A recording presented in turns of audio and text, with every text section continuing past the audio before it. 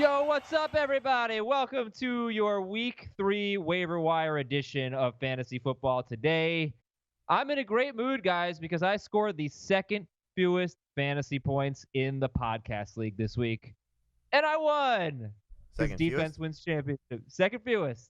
Wow. And I played the team that scored even less than me. Loser, whoever you are. Are you going to out the loser? Sure. Why not? Let's see. I've never heard of I beat him. His terrible lineup was Drew Brees, Derrick Henry, Christian McCaffrey. That guy stinks. Yeah, you got lucky. Alshon Jeffrey. I played against Drew Brees and Alshon Jeffrey. And I won. Sorry, S. Wolf. Good from 43. You suck. All right. Welcome to the show. Wow. So it's an interesting waiver wire show, guys, because usually I like to start with who to add and who to drop, but because we have these high-profile injuries, I think we should probably start there. So let's get your reactions. First to the Steelers situation. Ben Roethlisberger out for the season with an elbow injury. Mason Rudolph was a third-round pick. Chris Trapasso is someone who does NFL draft work for us on CBSSports.com. I was reading his story about Rudolph yesterday. He said he had Rudolph as his number 1 quarterback a couple years ago when he got drafted. I remember and that. his number 10 overall player. He really likes Mason Rudolph. Great pocket presence. The reason why he fell to the third round, he does not have a great arm. What is your reaction?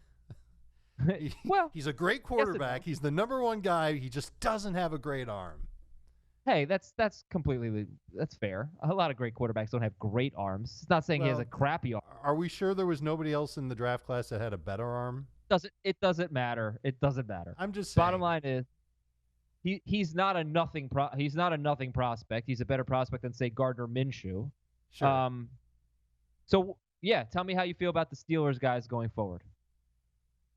Go ahead, James. I mean, it's a downgrade. You know, that's the obvious thing. You're still starting James Conner and Juju Smith-Schuster, but it's a blow to their fantasy outlook rest of year, at least going into week 3. You know, we'll see if that changes based on how Mason Rudolph operates, but I think it's a win for James Washington because of the rapport that those two guys have and have showed in the preseason. So, you know, he should immediately play over Dante Moncrief and probably should, no matter who the quarterback is. But I think that's something that the Steelers should probably look into. I think it's, you know, you're still going to start Connor and Smith-Schuster until proven otherwise, as long as Connor is healthy. And McDonald is going to be a borderline number 1 tight end. I think Rudolph is good enough to manage the game plan. I did not like his deep ball throwing on Sunday against the Seahawks. He was off target. He made some bad decisions, but everything inside of 15 yards was good. I loved the touchdown to Vance McDonald where it's like he knew that he was there as like a safety valve option, and right when the Seahawks were crowding on Rudolph, he sidearms it to McDonald, and he hustles in for the score. He had a second touchdown as well that was good. We know that he's got the good timing with James Washington. They've already benched Dante Moncrief. I'd like to think that Washington's going to get a chance, but in the game, Washington did not act as the second or third receiver after Moncrief got benched. They had Deontay Johnson playing more. They had Ryan Switzer playing in the slot more. I'm thinking that changes moving forward, so James Washington is somebody to keep an eye on. And look, if you lost Big Ben and you can't get your hands on Josh Allen, Matthew Stafford, you don't want to stomach it with Andy Dalton, but spoiler, you probably should, then Rudolph is somebody that you can consider. I think he can have a couple of weeks this season where he's got 250 and 2, but most weeks I'm going to guess he's got 250 and 1. And like Jamie said, it's a downgrade to Juju and Connor. Got an email from Caleb. I've got Juju in my league. I've been offered Tyrell Williams straight up. Should I trade Juju Smith-Schuster to get Tyrell Williams? No, but if it's Tyrell and something else that you can consider a starter, then that's a potential trade you want to explore. Tyrell, by the way, has a hip pointer, and they're at Minnesota this week, so this might not be a great week to trade for Tyrell Williams. But I said yesterday with Will Brinson, and by the way, we will get to the waiver wire. We will get to it very shortly, but we have to talk about this. So I'm not sure if you listeners are aware of this, but I do time codes in the descriptions of the episode. So if you want to skip around, I put fairly detailed time codes, not of everything we talk about, but just check out the episode description, and I'll let you know when we talk about different subjects like the waiver wire. But I said Juju Smith-Schuster would be like a third-round pick for me. Is that what do you guys think if you were drafting again today? When would you And when would you take Connor, too? Because, we have to talk about him. He's maybe in the same spot. Also a bad start. Yeah, he's not off to the best start. No, but I think, again, he's going to be the focal point of the offense, and as long as he's healthy, I'd probably say early third. Yeah, it's fair. Okay. So how about the Saints? Drew Brees out approximately 6 weeks with a thumb injury. And I believe 7 weeks from now, they have their bye. So, it could be like he misses 6 games, then they have their bye, and you get Drew Brees in 8 weeks. Could be something like that. I really don't like their schedule over the next 6 weeks. Nope. So tricky. What's the impact here? Well, just a quick waiver wire thing. Who do you like better? 2 quarterback league is, look, I'm the Brees owner. Should I be going after Mason Rudolph or Teddy Bridgewater? You're going after Rudolph. And I think I might put Daniel Jones ahead of Bridgewater. Why? Because I think he's eventually going to be the starter in New York. No. Why Rudolph over Bridgewater? Oh, because I think he's got a shot at getting better numbers. Well, there's longevity. First off, you're going to get him for the rest of the season as opposed to Bridgewater. But I also think you're going to see a lot of Taysom Hill too. So it's going to be one of those situations where Sean Payton gets creative, and he likes Taysom Hill a lot, and he'll throw the ball well in the preseason if you want to buy into that. So I could see it being almost a 2 quarterback team for the Saints. Okay.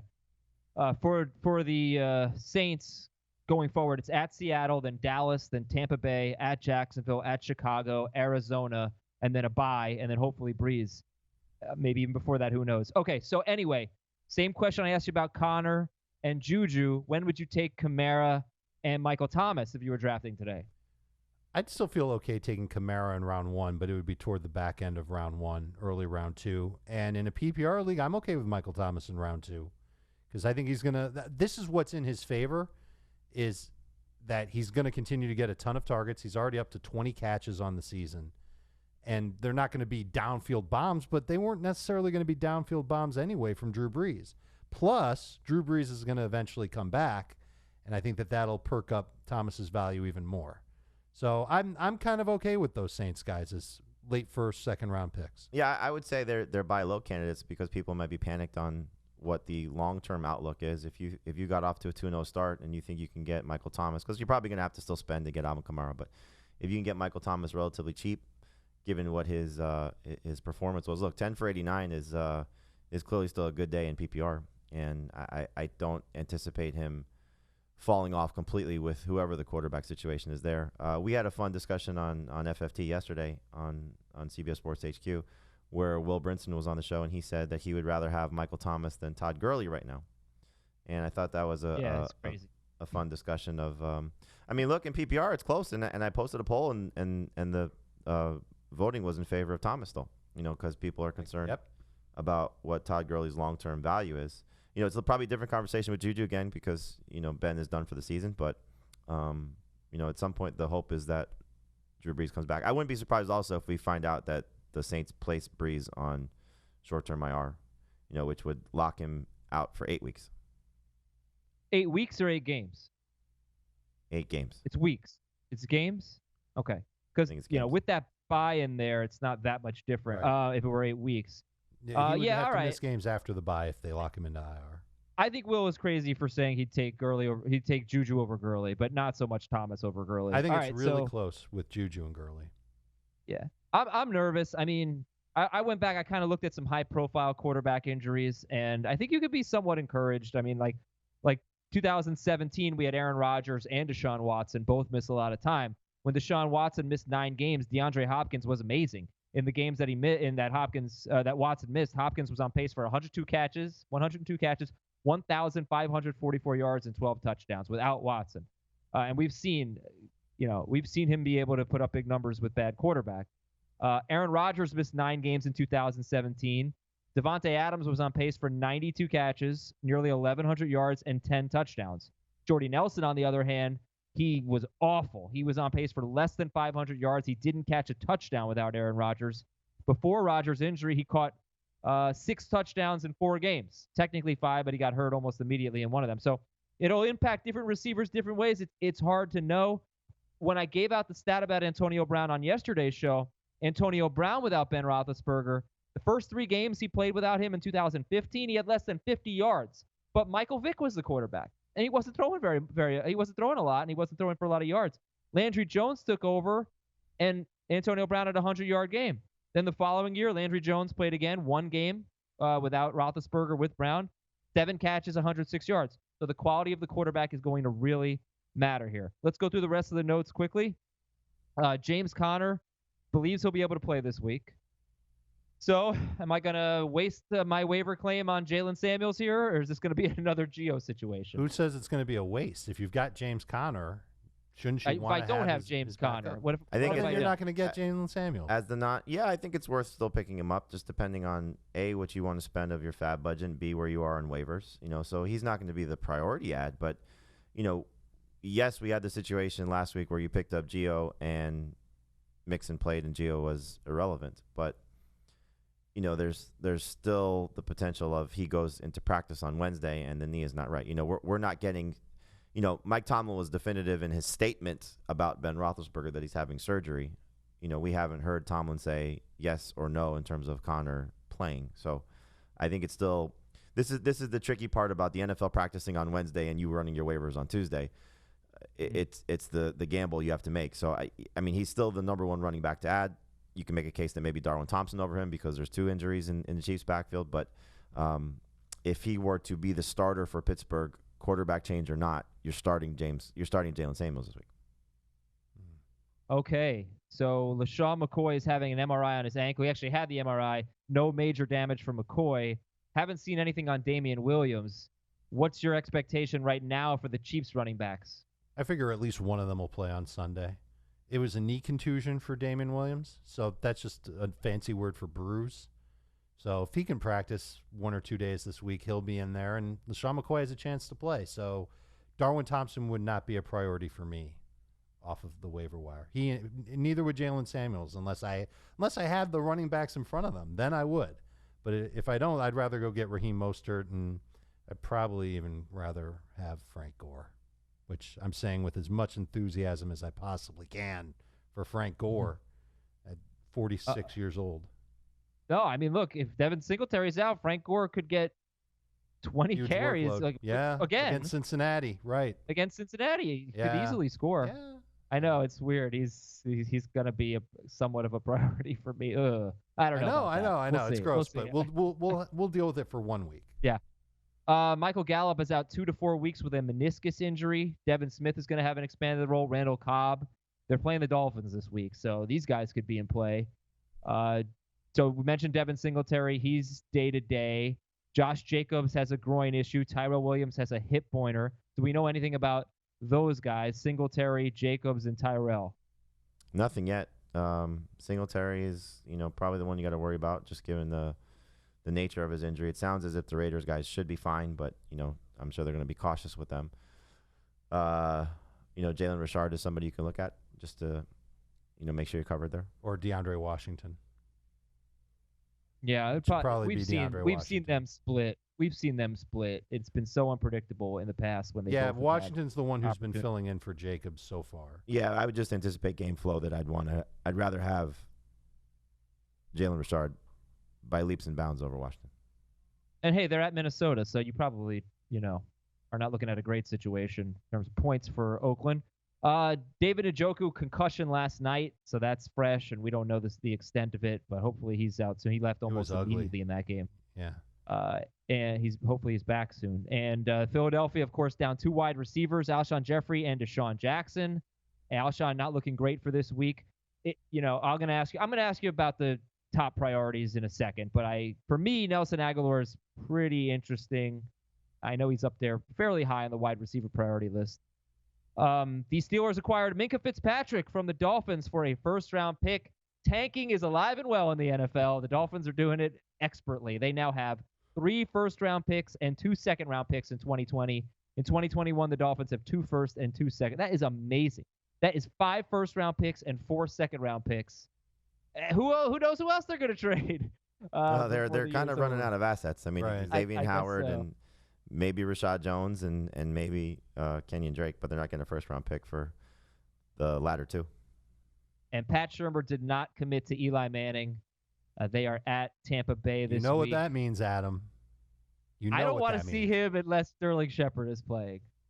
So I don't want to see You'll see Daniel him Jones. whether Sterling Shepard's out there or not. Don't throw him out there if Sterling Shepard's not playing. I mean, it's junior varsity. That's what's going to stop you from being excited about the future taking the field for the Giants? He's set up to fail. Set up to fail because of Sterling Shepard not being there? Yes. Are you kidding me? Like, their receiving core is ridiculous. It's ridiculous. Like, you don't want to put a rookie in that horrible Come on, man. situation. Benny Fowler's a good player. He can turn Benny Fowler into a non-fumbling superstar. I am sure of it. Hey, are you going to start Daniel Jones in your FanDuel lineup, guys? Against Tampa Bay, maybe. No. Well, I'm more likely to start Jameis Winston at a very discounted rate. But fantasy football season is here, and there are more ways to win than ever because FanDuel has more ways to win cash prizes and once-in-a-lifetime experiences during every single game, every single week. And, yeah, I mean, I'm going to be playing FanDuel every week. I promise you I'm working on getting us into a FanDuel contest for our listeners. But, yeah, I love it. Look, this is a great week. Dak Prescott's the third most expensive quarterback on FanDuel. He might be worth it. He really might be. But I love Cam Newton, a little bit cheaper than that against Arizona. I love Jameis Winston. These are guys you take a shot on. You make a little Buccaneers stack. Maybe you throw Peyton Barber in there. I mean, he's got an opportunity to score. And even the Bucs DST, I think, could be in play on FanDuel. And this is how you could win a lot of money. So it's different than your seasonal leagues. You can get players on your team that you don't have. You wish you had Todd Gurley. You wish you had Saquon Barkley, whatever. Get them in your FanDuel lineup. You can make amazing teams. So I have a lot of fun. And here's what you're going to do. You're going to go to FanDuel.com/FFT. You're going to make your first deposit of $20, and you're going to get an extra $5 in site credit every week for 4 weeks. So you deposit $20, you get $20 in credit. $5 per week for 4 weeks. Go to FanDuel.com/FFT or download the FanDuel app.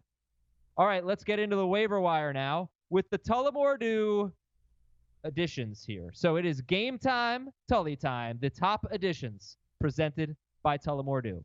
Regardless of position, Jamie, who are the guys we're really targeting on the waiver wire this week?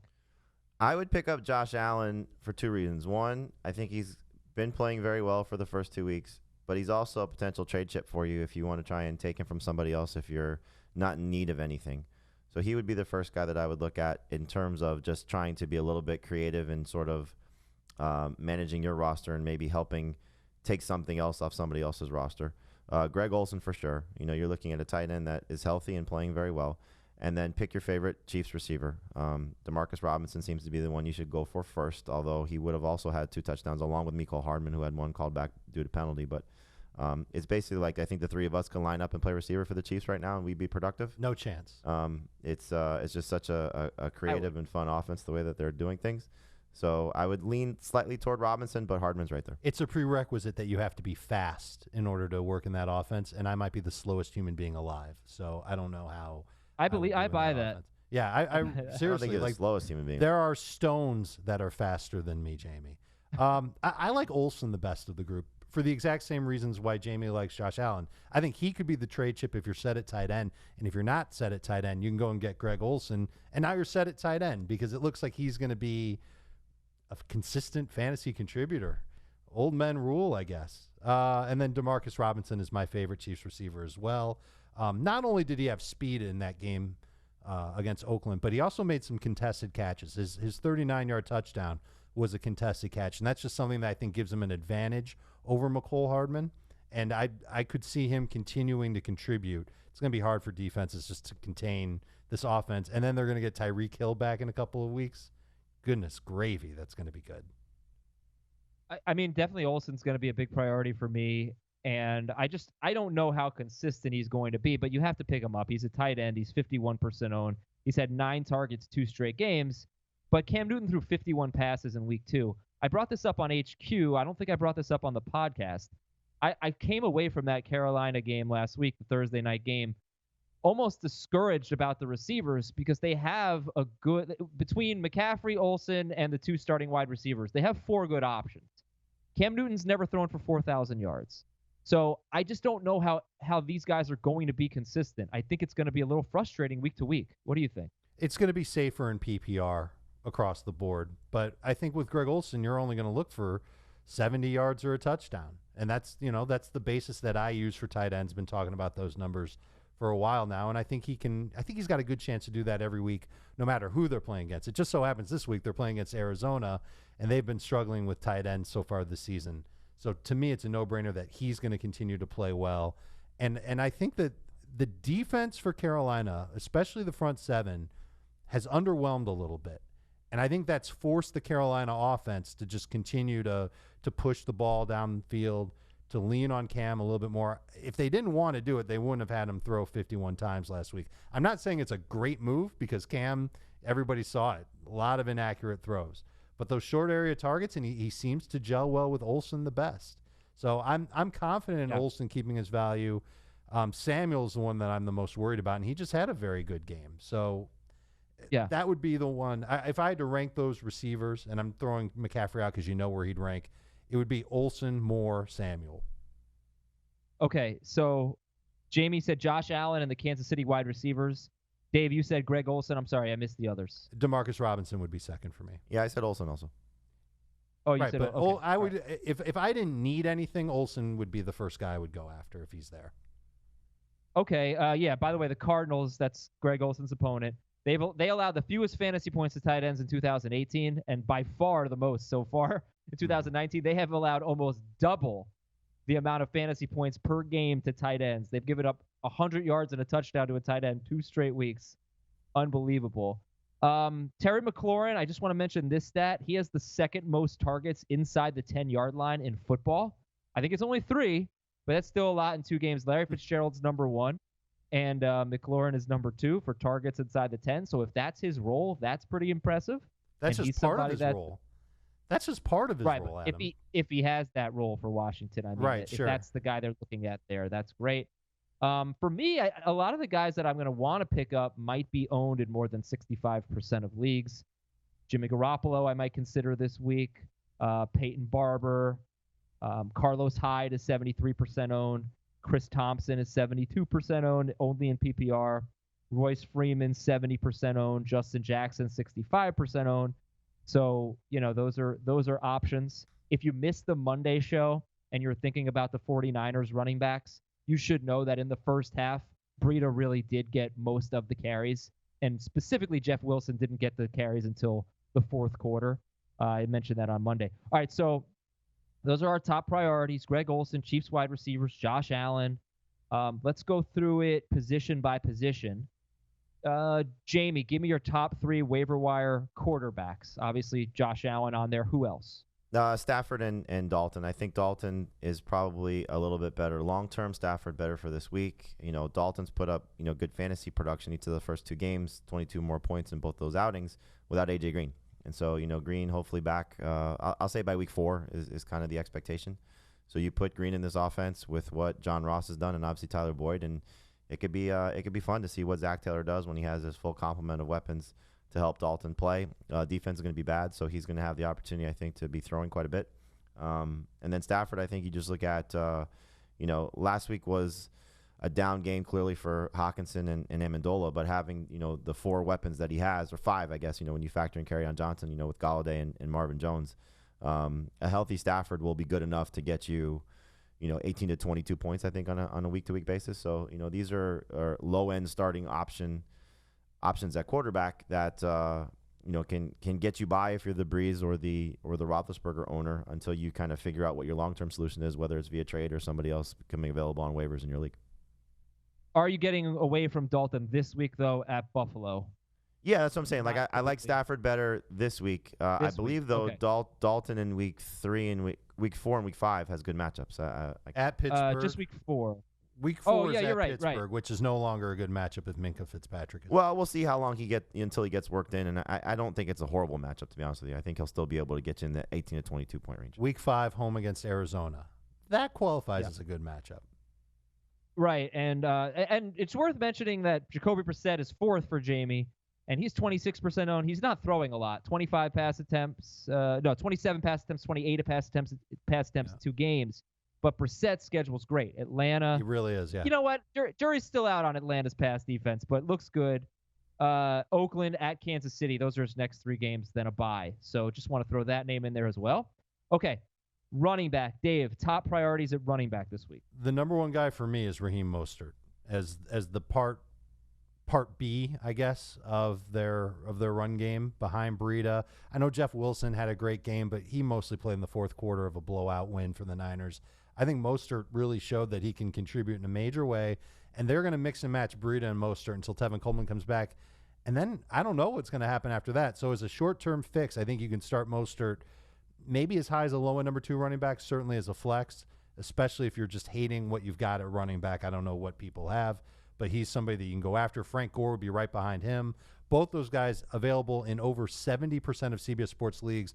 And the whole play with Frank Gore is that he could be the lead guy for Buffalo with Devin Singletary out against Cincinnati's run defense that just saw Raheem Mostert, Jeff Wilson, Matt Breida, Roger Craig, and all the 49ers run roughshod over them. Darwin Thompson would be third best for me, but he's half owned already in CBS leagues, and there's a chance that he could be right back on third string for the Chiefs with Damian Williams and LaShawn McCoy healthy for Kansas City in their Week 3 matchup.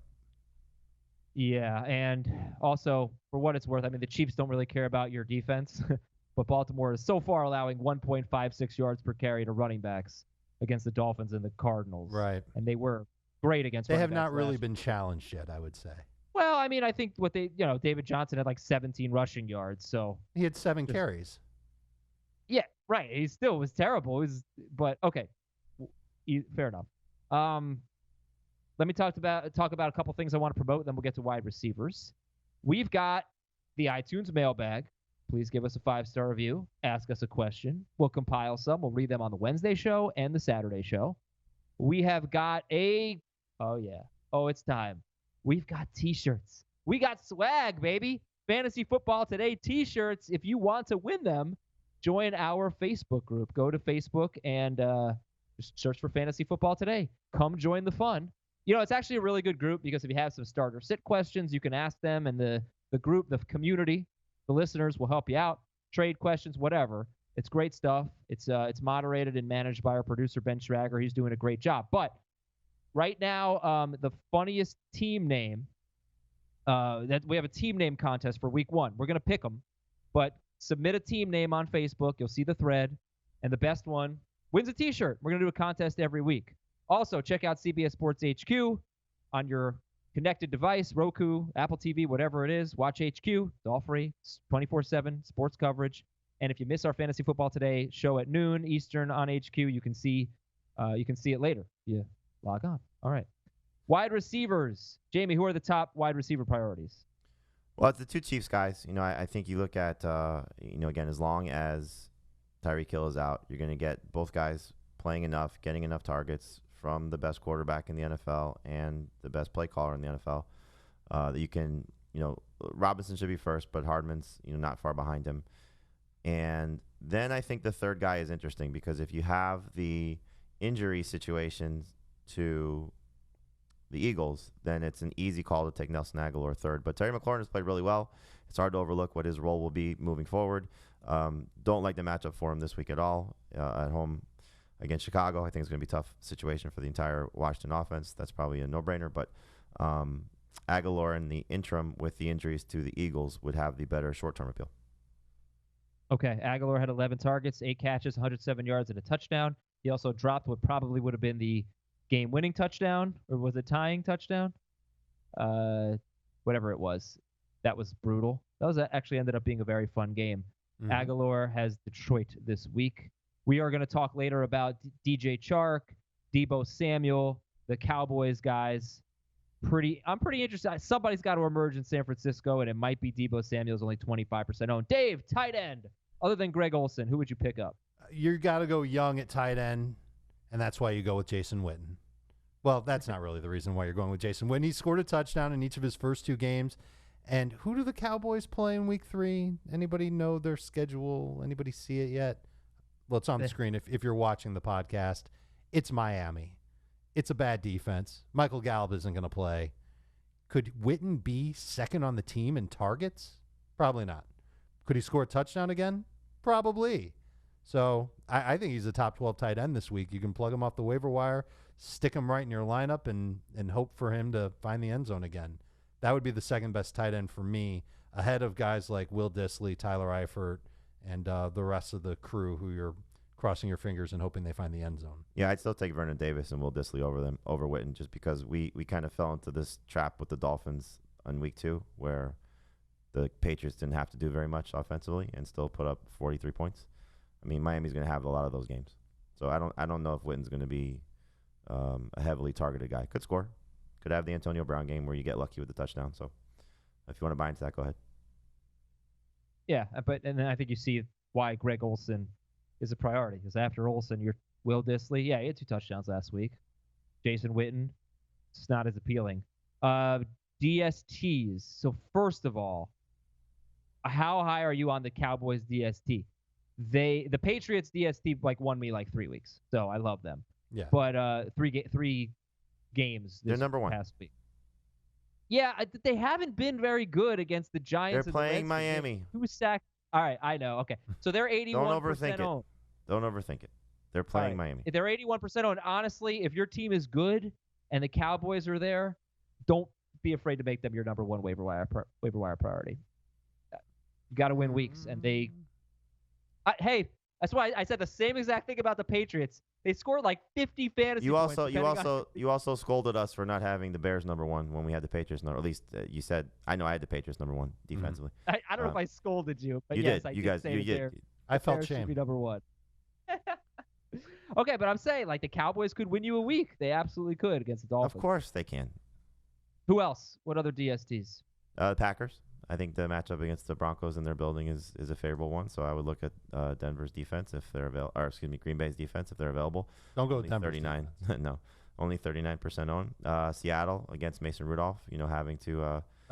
Mason Rudolph is against the Niners. Excuse me, against Teddy Bridgewater. Having them in their building, I think, is a good situation. Back-to-back road games for the Saints, and I think that's a good spot for them. And then the Titans, short week against Gardner Minshew. We'll see how that goes for him. But the Titans defense, they always usually push around Jacksonville because they're the more physical team and a team that tries to be physical. I was not impressed by the Jacksonville offensive line against Houston. Granted, it's Houston, so I see where you're coming from on that one. Surprised you're not loving the 49ers DST. Their first home game after being on the road for 2 weeks, taking on Rudolph. They'd be the 4th one, but I only usually list 3. Yeah, I mean, these are good options. Packers have actually been very good. 2 big games in a row. Now they get Denver at home. The Seahawks against the Saints. The Titans have 8 sacks and 4 interceptions in 2 games, and they're at Jacksonville on Thursday. Dallas, of course, is Miami. And San Francisco against Pittsburgh. They've got 7 sacks in 2 games. They had 3 picks and 2 touchdowns. So they've been great at Tampa Bay. They were good at Cincinnati. Now they're coming home to face Pittsburgh, who's making a cross-country trip with a backup quarterback. Yeah, these are good. Last week I hated the options at DST, which is part of the reason why I said New England's DST could be your number 1 priority. This week they are a lot better, it seems. Kickers, Joey Sly, Mason Crosby, Jason Myers. Take a look at them. And Dave, do you have any IDPs? I usually give you a heads up on that. Not right now, I don't. If you really want me to go take a look, I will. But off the top of my head, I got nothing for you, man. No, one guy that I have in the IDP league, a defensive back that's had 2 big games in a row. I will look it up for you all. We're going to talk keep about an eye on one big injury for the defense could help Devontae Freeman, which didn't really help him last week when the Eagles guys are missing. But Darius Leonard's in the concussion protocol. Yeah, absolutely. All right, guys, when was the last time you really slept great? I'm sure the answer was before football season. May. But, yeah, we all try anything to sleep better. But, it might just be your mattress. You might just need a new mattress. Get the quality sleep you deserve, and I recommend the Sleep Number bed. Because this is amazing. Well, first of all, I'm going to tell you about the price. But you can basically get a Sleep Number mattress where half the bed is exactly what your spouse wants, and half the bed is exactly what you want. But right now, at Sleep Number stores, they're having the biggest sale of the year. All beds are on sale. Queen mattresses start at $899. For a mattress, queen mattress, $899. That's great. So do you wish your mattress was firmer or softer? That's what the Sleep Number bed is famous for. You can adjust each side so it's just right for both of you. And the bed, it holds up and keeps you asleep. The Sleep Number 360 smart bed senses your movements and automatically adjusts so you're effortlessly comfortable all night. So come on in during the biggest sale of the year at Sleep Number. And for a limited time, save 50% on a Sleep Number 360 limited edition smart bed. You'll only find Sleep Number at one of their 575 Sleep Number stores nationwide. So find the nearest one at sleepnumber.com/FFT. That is sleepnumber.com/FFT. Quick thoughts on the Jets and the Browns. 23-3 Cleveland wins. They outgained the Jets 101-4 in the first quarter. Wow. A thought that crossed my mind was, is this a sell high window for Odell Beckham, who made multiple outstanding plays. It's the type of thing that makes him Odell Beckham. But Baker Mayfield kind of isn't coming through like I thought he would. He's missing throws a little bit more than a quarterback of his caliber should. And I wonder if this is going to be as good as it gets for OBJ over the course of the season against what was a very, very good matchup. So if you've got Odell Beckham but you feel like your team's incomplete, I wonder what you could get in trade for him and maybe get a couple of good starters. Maybe let somebody else overvalue him and you just go ahead and go in a different direction with your team. Why is he overvalued? Why is he not, late first round? I'm just saying, early second round guy? If we were drafting right now, that's probably right where he'd go. How many games this year is he going to get 161-1, Adam? That's the point of with Baker Mayfield, who's missed 16 throws. He just got 161-1. I'm going to give you Saquon Barkley for him. Like his value. No, is you're still not the going same. to get He's that. still a stud. I don't think you'll get that. He's still a stud, right? I mean, Sure. How do you value him? He's still a top 5 receiver in terms of the trade chart, for example. I'm not going to lower his number after a game like this. But if someone's panicking on Alvin Kamara, I'll take Kamara over Odell right now. If someone's panicking on Michael Thomas, I'll take Thomas and something for Odell Beckham. No. I wouldn't do it straight up. Same thing with Juju. Yeah. I wouldn't do Juju straight up for Odell. That would be blasphemous. But if I can get a good running back or a good tight end, something that helps solidify my lineup, it'll look like a downgrade today, but I'm not sure if it's going to look like that big of a downgrade as the season wears on. If someone overvalues OBJ, you might want to consider it. Yeah, my only concern with Odell would be injury, if that's why you're getting rid of him, because I think his production, you saw the floor last week, 7 for 79, I think it was. I think that's something that he'll do week to week. Yes, Baker absolutely did not play well given the opponent. Was on the road and got a tough week 3 schedule, week 3 matchup against the Rams. But I think as long as Beckham's healthy, he's going to produce like a top 5 receiver. But if you're selling him, you're only selling him because of the potential injury risk, because we've seen Odell put up awesome numbers with inconsistent, struggling quarterback for every year of his career prior to this year, and I think he'll still be fine if Baker is going to be like this. Now, quick questions. Hold on, I gotta get to the waiver wire. So, quick questions here: Baker Mayfield or Lamar Jackson rest of season? Oh, Jackson. Lamar. Okay, Baker Mayfield or Cam Newton rest of season? I think. 4 points for passing touchdowns is easy. I think Cam will start to run a little more, so I'll take Cam. I'll take Mayfield. Both formats. I'll take Baker and 6 points. Cam and 4. Nick Chubb or Le'Veon Bell rest of season? You got to say Bell right now. Yeah. Well, Chubb, look, I think neither guy is running all that well so far, but Chubb has 7 catches, which is nice, but Bell has 16, which is nicer through 2 games. He would be a top 5 receiver based on receptions. They're both very heavily involved, and it's good to see, and Chubb did score. Is Jarvis Landry I was actually disappointed with Chubb last night. I was expecting given no Mosley and no Williams, I thought he'd be better. The offensive line for Cleveland is not playing very well. No, and the Jets D line did acquit itself well without Quinnen Williams there. So is Jarvis Landry droppable? Yes. Okay. Is Robbie Anderson or Jamison Crowder droppable? I know Anderson just had a good game, but are they droppable? In smaller leagues, you can probably get away with it. No, I mean, if it's Falk for the next few weeks, I really don't want these guys. Right.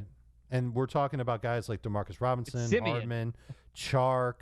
Well, I mean, Falk and McLaurin. Anderson actually played well last night, especially that he was thrown to him with Denzel Ward covering him. He played well, and Jamison Crowder had 4 catches for 40 yards. Yeah, I mean, So if there's guys on waivers that you want, then they're going to be near the bottom of the list. But I don't think in a vacuum you should say drop them. If you see them on your waiver wire, are you racing to get Robbie Anderson or Jamison Crowder? Depends. In a 14-team league, absolutely. Right. That's a larger league. In a smaller league, 8 teams, forget it. Let them go. 8 teams, definitely 8 not. teams, that's easy. Okay, when we come back, we'll take a quick break here on Fantasy Football Today. When we come back, the Dropometer and the waiver wire. We got to get into it a little bit more, give you some more names to target. We'll be right back. Okay, fellas, the Dropometer. I asked people on Twitter. First, I have a few names of my own. 0 to 10, how likely are you to drop them? Cam Newton. 0. 2. Jameis Winston. 1. 0.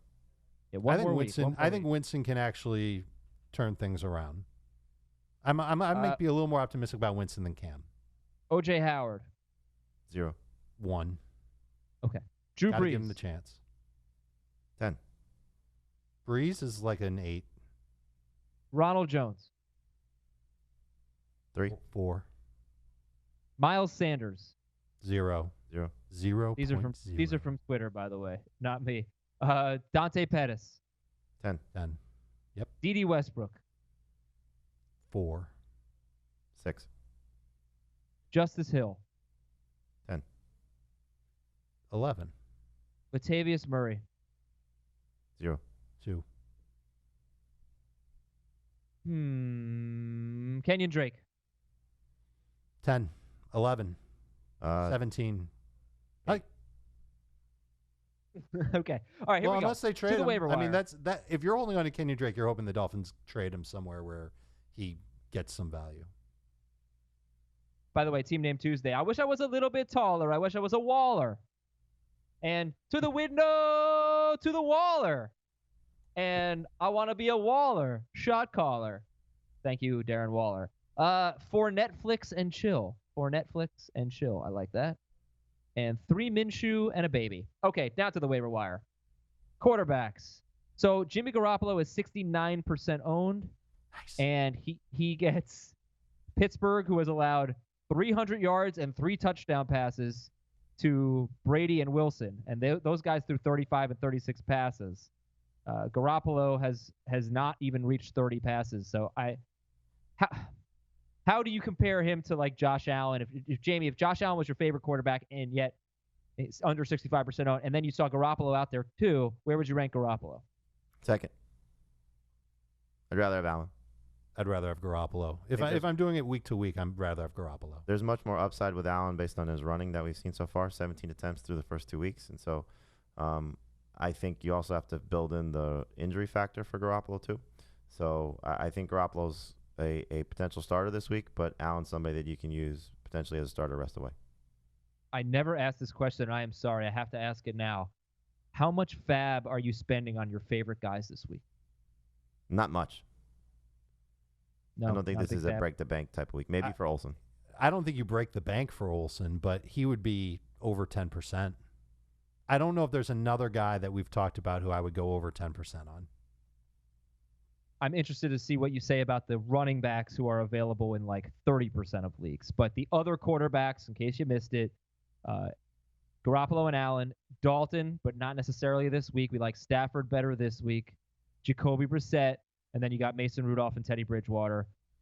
Any interest at all in Kirk Cousins at 73% owned against Oakland? No. Okay. I think they could use the game to try and get him going and try and improve him, but he still might only attempt 16 passes. He'll get to 20. I feel like he'll get to 20. But point taken. Running backs. Okay, so this is a big thing right here, right? We've got Peyton Barber, Carlos Hyde, Chris Thompson, Royce Freeman, and Justin Jackson. They're all owned in too many leagues to meet the waiver wire threshold that we use, which is less than 65% of leagues. But they're all owned between 65 and 75%. So Peyton Barber, Carlos Hyde, Chris Thompson, Royce Freeman, Justin Jackson. Are any of these guys break the bank players? Nope. No. Could you imagine 3 weeks ago somebody telling you that Peyton Barber or Carlos Hyde might be a break-the-bank type of player? You'd laugh at them. You'd point at them. You'd call your friends and say, listen to what Adam just said. He's so stupid. I would say, though, they Thompson, played well. Thompson in PPR is a must-own because I think he's going to continue to have a significant role. And then Freeman looked very good in week 2 and continues to perform better than Phillip Lindsay just based on the eyeball test. And if they're going to keep using him in the passing game, that's going to be something you can lean on. Are any of them 10% of fab ads?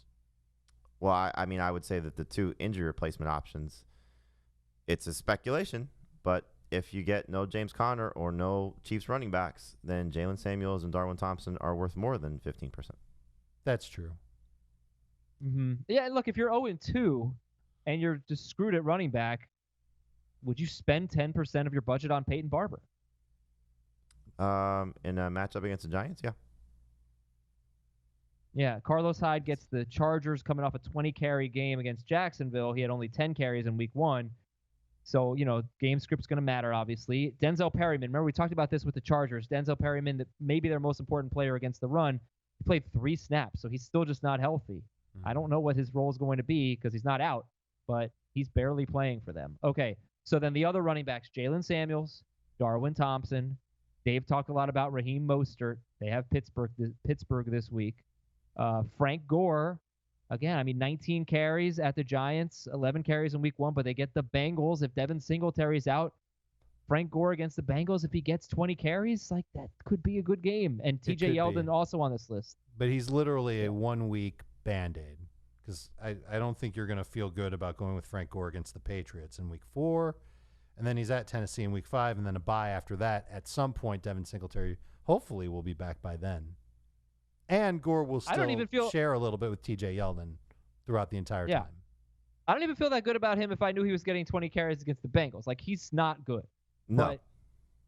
But it's something, right? If you're desperate for running back. Yes, if we do, yeah. He would be better in non-PPR than everybody above the threshold, and the only guy that would be ahead of him in PPR would be Thompson. So you're saying if Singletary were out, Frank Gore would be better than Peyton Barber, Carlos Hyde, Chris Thompson, non-PPR for Thompson. Okay. I also think nobody is chasing Frank Gore if they're set at running back, whether they have Singletary or not. Gore is really only going to get targeted off waivers and off the auction block by people who are just desperate for running back help now. That's it. So I don't know how much you need to really spend on him. He's another one I have a hard time seeing myself give 10% for. Jalen Richard's got a chance for a bigger role. DeAndre Washington as well, but they're at Minnesota. But they could be throwing, and you could get some catches from Richard. Jeff Wilson, like I said, 9 of his 10 carries came in the 4th quarter. TJ Yeldon filling in for Singletary potentially. Jamal Williams had 12 touches and a touchdown against Minnesota, and they get Denver this week. There's 3 guys I think that if you're just taking a long-term look at, it's Jamal Williams, Alexander Madison, and Ito Smith, just given that they play behind injury-prone running backs. They're going to be in good offenses, and if something were to happen to the guy in front of them, then you could say they'd be starters. So if you want to just take a stash approach, I think those 3 guys all qualify. Ito might be at the top of the list because Freeman has not been very productive. Smith has more fantasy points through 2 weeks. That offensive line is a problem right now, too, for the Falcons. And Rex Burkhead, he wasn't on the list, Jamie. I just want to throw him in there, 34% owned. They could be nursing a big lead at home against the Jets. Maybe Rex Burkhead in a 14-team league has 10-touch potential. They were also nursing a big lead on the road against Miami, and he barely played. Yeah, he had 7 carries. It was weird because they got James White a touchdown almost at the end of the game. Tom Brady played the entire game. South Florida kid. Tom Brady's not from South Florida. What are these coaches doing? Brady never comes out. That's a Brady thing.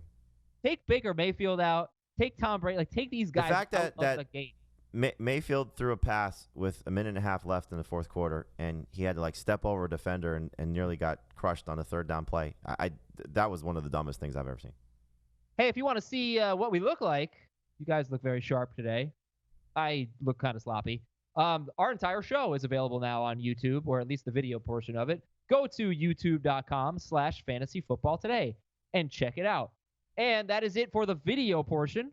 But in half a second, we'll be back to finish the show. The audio portion, wide receivers, tight ends, DSTs, kickers, and I will get you that IDP name or a few of them. We'll be right back.